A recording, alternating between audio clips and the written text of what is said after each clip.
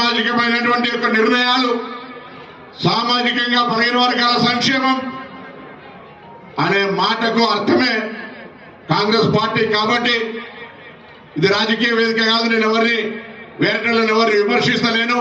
కానీ నేను అధికారంలో ఉన్న పార్టీగా నా బాధ్యతను నిర్వహించడానికి తప్పకుండా నా కర్తవ్యాన్ని, బలహీన వర్గాల అభివృద్ధికి నేను ఒక విద్యార్థి ఉద్యమ నాయకుడి నుంచి వచ్చిన కాబట్టి బలహీన వర్గాల నాయకత్వంగా తప్పకుండా చేస్తాననేటువంటి మాట ఈ సందర్భంగా మీకు మనవి చేస్తా ఉన్నా. నాకు ఆలోచన ఉన్నా, సంకల్పం ఉన్నా, కార్యదీక్ష ఉన్నా, ముందుకు సఫలీకృతం కావాలంటే ఆ భగవంతుని ఆశీర్వచనం కావాలి. నేను సుధీరణ అవుతుంటే భగవంతుని దగ్గర పోతుంటే భగవంతుని ఆశీర్వచనం వేరు. నువ్వు ఎటువైనా ఇద్దరం పోతుంటే భగవంతుని దగ్గర పోతున్నట్టునే. భగవంతుని ఆశీర్వచనం అడిగినాం. భగవంతుని ఆశీర్వచనంతో బాధపడక ఏమలేదు. భగవంతుని ఆశీర్వచనంతో కార్యక్రమాలు విజయవంతంగా పూర్తి కావాలని కోరుకుంటాం.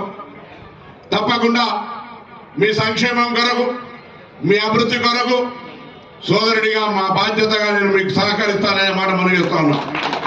ఈ సందర్భంగా ఇక్కడికి వచ్చినటువంటి వాళ్ళకు, వేదిక మీద ఉన్నటువంటి వాళ్ళకు ఇట్లే చెప్తే అట్లే నేర్చుకోగలిగే శక్తి ఉన్నటువంటి విశ్వకర్మలు మీరు మీ పిల్లలను, ఇది పోటీ ప్రపంచం, ఎన్నిచ్చినా ఎవడెవడు ఎత్తుకపోయినా వాడు పోగొట్టుకున్నా పోతాయి.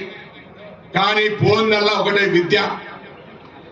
ఇవాళ విద్య ధనవంతుడు అన్న కోటీశ్వరుడైనా కొడుకు చదువుకోకపోతే ఏం కాదు, మళ్ళా బిగారిపోతాడు. నా కొడుకైనా ఎవరి కొడుకైనా విద్యని అన్నిటికీ మూలం. నేను మీ అందరినీ కోరుతాను, ఇక్కడ నుండి ఒక దీక్ష తీసుకోండి. తప్పకుండా మన పిల్లలకు ఉజ్వలమైన భవిష్యత్తు ఇచ్చే విధంగా ఒక శ్రమ పడైన వాళ్ళకు మంచి చదువులు ఇప్పించేటువంటి ఒక ప్రమాణం తీసుకోమని సందర్భంగా కోరుతా ఉన్నా. ఇవాళ నేను పెద్ద మనిషి ఎందుకు గౌరవిస్తాను, వాళ్ళ కుటుంబ సభ్యులందరికీ ఇలా వివిధ హోదాల్లో ఏమున్నారు, ఏదైనా కులం అడ్డం వచ్చిందా, చదువే ఆయనను ఆ స్థానానికి తీసుకుపోయింది.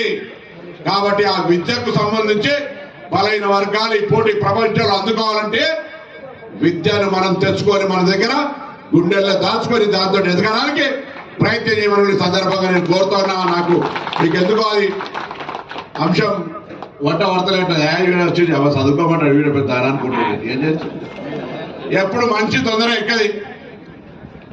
దావా చేసుకుందాం సాయంత్రం చొల్ల అంటే ఆటోమేటిక్ గా అందరు తప్పట్లు కొడతారు. పాపం కలకలాడతాం, దావా తెలంగాణ తప్ప